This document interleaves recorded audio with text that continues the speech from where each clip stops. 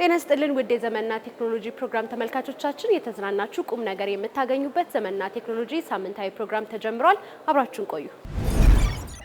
ኢትዮ ቴሌኮም ከኮኔክቲቪቲ አገልግሎት ባሻገር ያሉ የዲጂታል ሶሉሽኖች ላይ ትኩረት በማድረግ ግለሰቦችና ድርጅቶች የዕለት ተዕለት እንቅስቃሴዎቻቸውንና ቢዝነሶቻቸውን የበለጠ ውጤታማና ቀልጣፋ ለማድረግ ዘርፈ ብዙ ስራዎችን እያከናወነ ይገኛል። ሀገር በቀል ቴክኖሎጂዎችና ስራ ፈጠራን ለማበረታታትና ለመደገፍ ያለመ ኢትዮ ቴሌ ኢኖቬሽን ፕሮግራም ኢኒሼቲቭ በመቅረጽ ለሀገራችን ጀማሪ የዲጂታልና የፋይናንስ ቴክኖሎጂ ቢዝነሶችና ባለሙያዎች ልዩ ልዩ ስልጠናዎችን በመስጠት እንዲሁም በክላውድ ላይ የተመሰረተ ዲጂታል ሶሉሽን እና በሞባይል ፋይናንስ ዘርፍ የተሰማሩ የፈጠራ ሀሳብ አመንጮችን በተለያዩ ምዕራፎች በመከፋፈል የፈጠራ ውድድሮችን ሲያካሂድ መቆየቱ ይታወቃል። በዛሬው የዘመንና ቴክኖሎጂ ፕሮግራም የሀገራችን ጀማሪ ቴክኖሎጂ መሰረትን ያደረጉ ቢዝነሶችና ባለሙያዎች የሚበረታቱበትን የኢትዮ ቴሌ ኢኖቬሽን ፕሮግራምን በተመለከተ ያሰናዳንላችሁን ፕሮግራም ወደ እናንተ እናደርሳለን።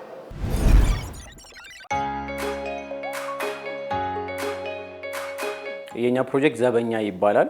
ድርጅታችን አዮቴክ ሶሉሽን ፒኤልሲ ነው እና ክሬት ያደረግነው ዘበኛ የሚባለው ሶፍትዌር በኢትዮ ቴሌኮም ኢኖቬሽን ኮምፒቲሽን ላይ ከ400 ፕሮጀክቶች አንደኛ ስኮር ያደረግን ቲም ነን ወይም ደግሞ ድርጅት ነን። የተለያዩ በጣም ዴንስ የሆነ ስራ ያላቸው በጣም ጥሩ ስራ ላይ የሰሩ ድርጅቶች ስታርታፖች ነበሩ መጥተው የነበሩት እና ኦነስትሊ ስፒኪንግ አገራችን በዚህ ደረጃ በጣም ቴክኖሎጂካሊ አክቲቭ የሆኑ ስታርታፖች በጣም ወጣቱ የሆኑ ቪዥነሪዎች የሆኑ ሰዎች እንዳሏቱ ላይ ያወቅነው በዚህ ውድድር ነው። ውድድሩ ያው ፈታኝ ነው። መጀመሪያ ላይ ቶፕ 10 ከመግባታችን በፊት ፒች አድርገን ነበርና ዳኞቹ ቴክኒካልም የሆነ ፕሮዳክታችን ላይ የሆነ በተጠቃሚውም ዙሪያ ያለውን ቴክኒካልም ያለውን ከዛ ደግሞ በየኛም ጤና ላይ ስለሆነ ያለው በሎ ደረጃ ያለውን ሬጉሌሽን ደረጃ ያለውን ሁሉ ዌል ራውንድድ የሆኑ ጀጆች ስለነበሩ በደንብ ፈታኝ እንዲሆንና ያው መጠየቅ ያለባቸውን ጥያቄዎች ጠይቀውን ነበር።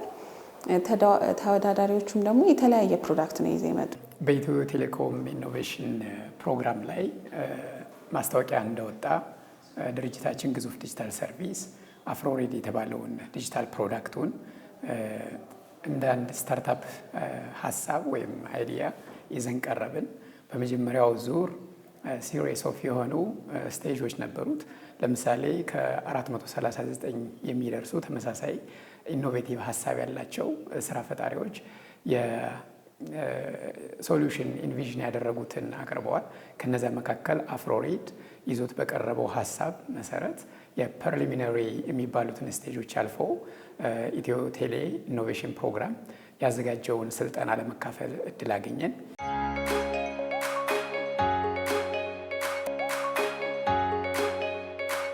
መጀመሪያ ኢትዮ ቴሌ ኢኖቬሽን ፕሮግራም ወደ ተግባራ ሲገባ እንግዲህ በዋናነት ለማሳካት ይዞ የተነሳው ዓላማ በኢትዮጵያ ውስጥ የሚገኙ የተለያዩ የፈጠራ ሀሳብ ያላቸው ሰዎች የስራ ባህል ክህሎትና ባህል ከማሻሻል አኳያ ማነሳሳትን እንዲሁም የሚያበልጽጉበትን ሁኔታ ማመቻቸት ነው። በተለይም ደግሞ ወጣቶች የቴክኖሎጂ ባለሙያዎች እንዲሁም ጀማሪ የኩባንያዎች ማለትም ስታርታፖችን የተለያዩ ድጋፎችን በመስጠት በማህበረሰብ ውስጥ ያሉ የተለያዩ ችግር ፈቺ ሶሉሽኖችን ወደ ገበያ እንዲያመጡ እንዲሁም ከደንበኞች ጋር የገበያ ትስስር የመፍጠር ዓላማ ነው ይዞ የተነሳው ማለት ነው።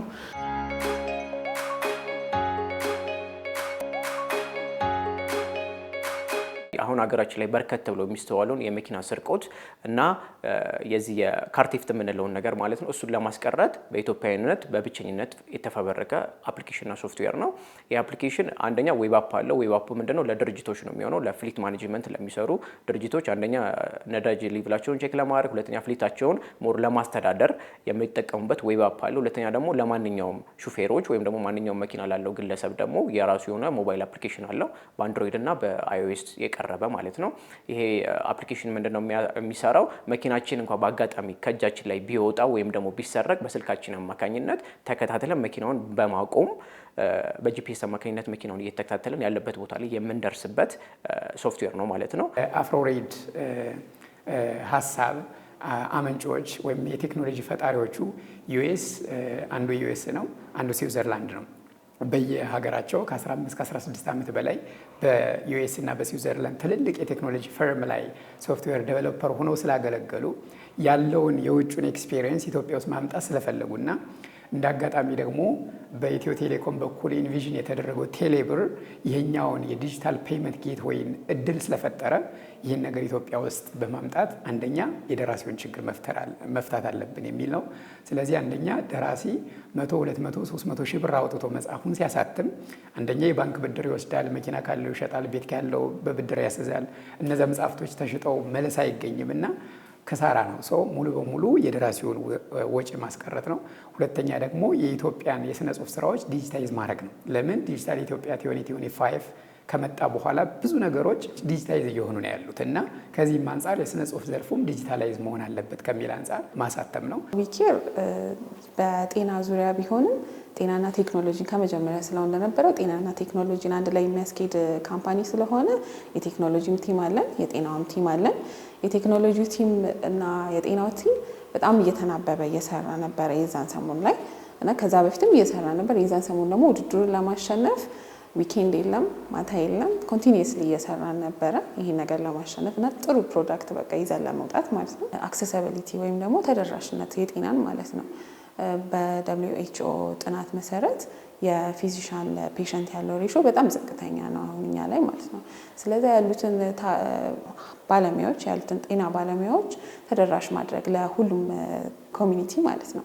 ስለዛ ይህን አክሰሲቢሊቲ አፎርደብል በሆነ ዋጋ ከየትም ቦታ ሆነው አክሰስ ማድረግ እንዲችሉ ጤናን ማለት ነው። በዋናነት እንግዲህ ጎልተው የታዩት ዘርፎች ኤዱኬሽን ላይ፣ በሄልዝ ላይ፣ በዲጂታል ፋይናንሻል ሰርቪስ ላይ፣ በኢኮሜርስ ላይ፣ ኮንቴንት ሰርቪሶች ላይ እና እንዲሁም የከተማ ልማቶችን የሚያዘምኑ ሶሉሽኖችን ይዘው ተገኝቷል ማለት ነው።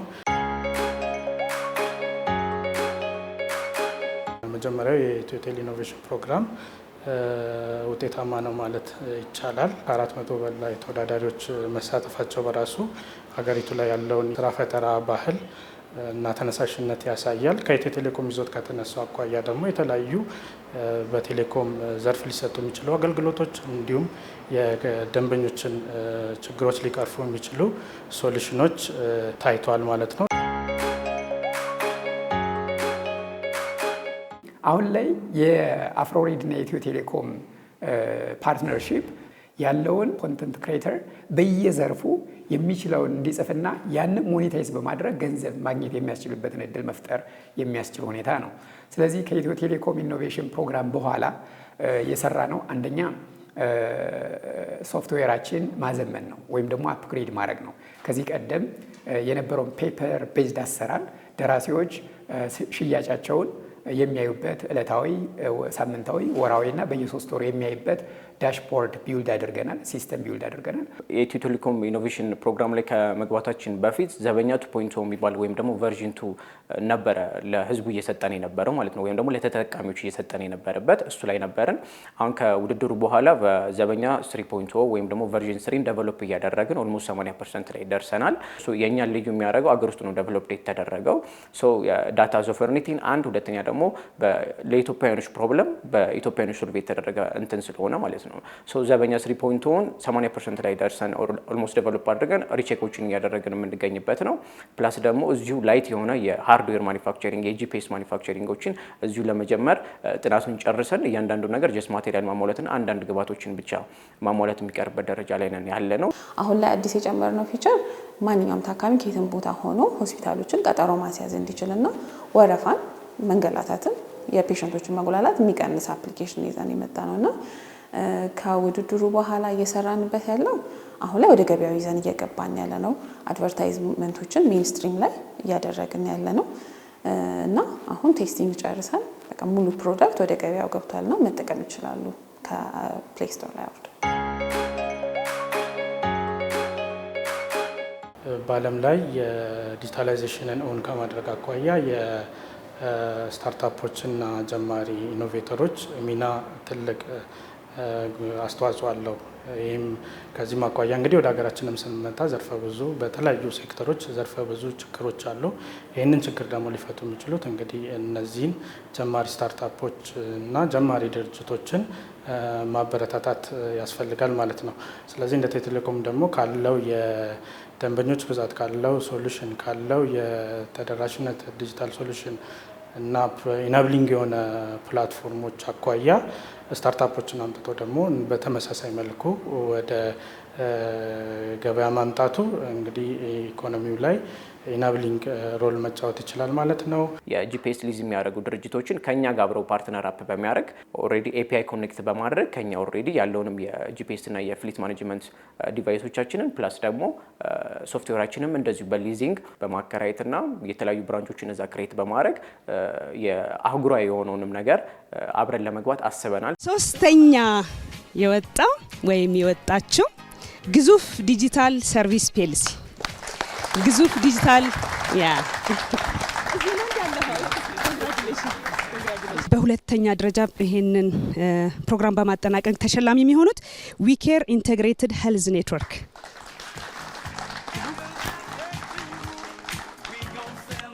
መጀመሪያ ደረጃ ማለት ነው። ይህን ፕሮግራም ያጠናቀቁትና ተሸላሚያችን አዮቴክ ሶሉሽን ፒኤልሲ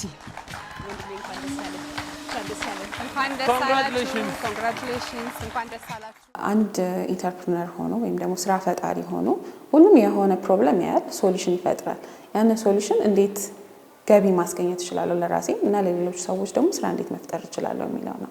ሶ እንደ ስልጠናው ምንድነው ጥቅም የሚሰጠው ኢንተርፕረነርሺፕን ያስተምራል። ከዛ ውጪ ደግሞ ያመጣነውን ፕሮዳክት እንዴት መሸጥ እንደምንችል ለማህበረሰቡ ማለት ነው።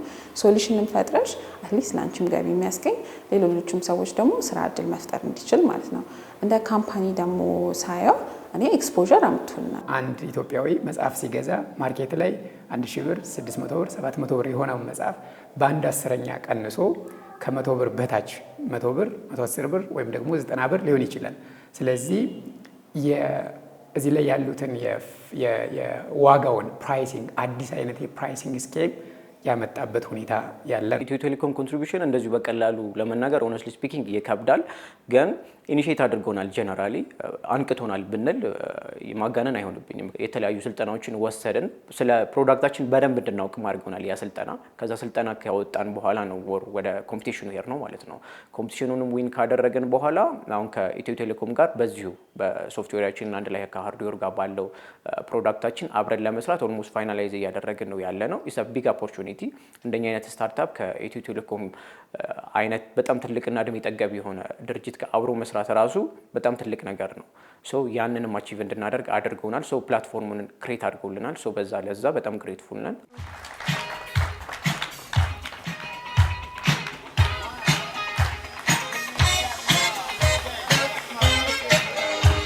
በመጀመሪያው ዙር ላይ በቴሌብር እና በክላውድ ፕላትፎርማችን ላይ የሚሰሩ ሶሉሽኖችን ነበር እንዲመጡ የጋበዝ ነው። አሁን ላይ ደግሞ ዓለም ላይ ከደረሰው ቴክኖሎጂ አኳያ ከሁለቱ በተጨማሪ ደግሞ ኢኮሜርስ ላይም አርቲፊሻል ኢንቴሊጀንስ ላይም ሳይበር ሴኩሪቲ ላይም አይኦቲም ላይ የማህበረሰቡን ደግሞ አኗኗር ሊያሻሽሉ የሚችሉ ኮንቴንትና ላይፍ ስታይል ሰርቪሶች ላይ ፕሮፖዛላቸውን እንዲያስገቡ እድል ተመቻችቷል። ወዳዳሪዎች እንግዲህ ፕሮፖዛላቸውን ከኦዲዮ ሬዲዮ ነው እንዲያቀርቡ ኢንቫይት እናደርግ።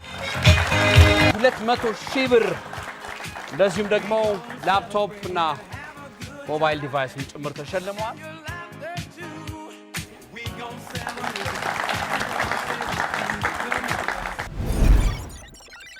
ሰላም፣ እንዴት ናችሁ? ዮሐንስ ግርማ እባላለሁ። ዛሬ በዘመንና ቴክኖሎጂ ፕሮግራማችን ላይ ቴክኖሎጂ ዘርፍ ላይ ያሉ ህይወታችንን በተለያየ መልክ የሚያቀልልን ለስልካችን አፕሊኬሽኖች ሊሆን ይችላል፣ ቲፕስ ኤንድ ትሪክስ ወይም ለኮምፒውተራችሁ የተለያዩ ሶፍትዌሮች ወይም ድረገጾች ሊሆኑ ይችላሉ። እነዚህን ሁላ እዚህ ፕሮግራማችን ላይ እናያቸዋለን። አብሯችን ቆዩ። በዛሬ ፕሮግራማችን ላይ የምንመለከተው 3 ታዋቂ ሶሻል ሚዲያ ፕላትፎርሞች ናቸው። ቴሌግራም፣ ቲክቶክ እና ኢንስታግራም። እነዚህ ትልቅ ሶሻል ሚዲያ ፕላትፎርሞች በተለያየ መልክ አንዳንድ ጠንካራ ጎኖች አሉት። ከዛም በተጨማሪ አንዳንድ የተደበቁ ደሳስ የሚል ፊቸሮች አሉ። ለነዚህ 3 ሶሻል ሚዲያ ፕላትፎርሞች አንድ የተለያዩ ዩኒክ የሆኑ ፊቸሮች ማንም ሰው የማያውቀውን እዚህ ፕሮግራማችን ላይ አሳያቸዋለሁ። የመጀመሪያው ሶሻል ሚዲያ ፕላትፎርም የምንመለከተው ቴሌግራምን ነው። ባለፈው ፕሮግራማችን ላይ ጠቃሚ የሆኑ ፊቸሮች ተመልክተን ነበር። ግን አንዳንድ የተደበቁ ፊቸሮች አሉ። የእናንተን ዩዘር ኤክስፒሪየንስ በትንሹ የሚያሻሽል አለ። ይህንን የምታገኙት የቴሌግራም ሴቲንጋችሁ ውስጥ እንደገባችሁ ቻት ሴቲንግ አለ። ውስጥ እንደገባችሁ እንዳለ የቻታችሁን ኤክስፒሪየንስ እንዳለ መቀየር ትችላላችሁ። ይህም ማለት ምንድን ነው ብላችሁ ብትጠይቁኝ አሁን የቻት ቦክሳችሁ አነስ እንዲል ከፈለጋችሁ ወይም ትልቅ እንዲሆን ከለሩን መቀየር ከፈለጋችሁ ወይም የቻት ቦክሱ ከርቬቸሩ በጣም ወደ ስኩዌር እንዲሄድ ከፈለጋችሁ ወይም ክብ እንዲሆን ከለሩን እንዳለ መቀየር ትችላላችሁ። ከዛም በተጨማሪ ትንሽ ወረድ እንዳላችሁ የቴሌግራም አይኮን ራሱ የተለያየ ቴምፕሌቶች አሏቸው። ከዛ ውስጥ እናንተን ካራክተር በደንብ የሚገልጸውን መርጣችሁ ሁሌ አፕሊኬሽኑ ስታዩት የምትፈልጉት የቴሌግራም አይኮን ማድረግ ትችላላችሁ። ሁለተኛው ሶሻል ሚዲያ ፕላትፎርም ሂድን ፊቸር ያለው እዚህ ፕሮግራማችን ላይ የምናወራው የቲክቶክ ነው። ቲክቶክ አፕሊኬሽኑን እንደከፈታችሁ እንዴት ኮሜንት እንደምታደርጉ ወይም ቶሎ ብላችሁ እንዴት ኮሜንት ማድረግ የምትችሉት ሂድን ፊቸሮች አሉ።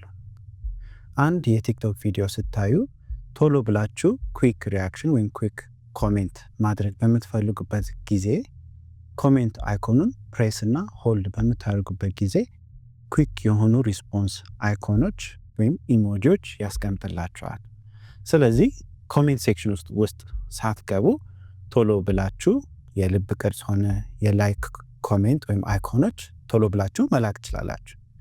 ከዛም በተጨማሪ አዲስ ፊቸር ያመጡት ኮሜንት ሴክሽን ውስጥ እንደገባችሁ በፊት ቴክስት ብቻ ነው እዛ ላይ ልትጽፉ የምትችሉት ወይም ኢሞጂዎች ብቻ ነው የምትልኩት። ከዛም አልፎ አሁን ኮሜንት ሴክሽን ላይ የራሳችሁን ፎቶ የፈለጋችሁትን አፕሎድ አድርጋችሁ እንደ ኮሜንት ስር መላክ ትችላላችሁ። የመጨረሻው ሶሻል ሚዲያ ፕላትፎርም ዛሬ የማሳያችሁ የኢንስታግራም ሂድን ፊቸር በቻት ቦክሳችሁ ውስጥ ነው። ይህንንም ከአንድ ጓደኞቻችሁ ጋር ቻት ቦክስ ውስጥ ኢንስታግራም ላይ ቻት በምታደርጉበት ጊዜ አንድ ለምሳሌ የእግር ኳስ አይኮን ላካችሁ ይባል። ያ ጓደኞቻችሁ እሱን ኳስ አይኮን እንደነኩት የራሱ ሂድን ፊቸር ያለው አንድ ውስጥ ቻት ቦክስ ውስጥ ጌም ይኖራል። ይህንን ጌም እየተጫወታችሁ ሃይ ስኮር እየተበላለጣችሁ መጫወት ትችላላችሁ። ትላልቅ ሶሻል ሚዲያ ፕላትፎርሞች እንደ ቴሌግራም፣ ቲክቶክ፣ ኢንስታግራም እንዳሳያችሁ የተለያዩ የተደበቁ ሂድን ፊቸሮች አሉት። ይህም በተለያየ ጊዜ አፕዴቶች ሲኖሩት እዚህ ፕሮግራም ላይ አዳዲስ የሚለውን ለእናንተ ቀድሜ አሳያችኋለሁ። የተወደዳችሁ ተመልካቾቻችን ለዛሬ ዘንላችሁ የቀረብነው የዘመንና ቴክኖሎጂ ሳምንታዊ ፕሮግራማችን ይህንን ይመስል ነበር። ሳምንት በተመሳሳይ ሰዓት አዳዲስ ርዕሰ ጉዳዮችን ይዘን እንጠብቃችኋለን። እስከዚያው ድረስ መልካም ሳምንት ይሁንላችሁ።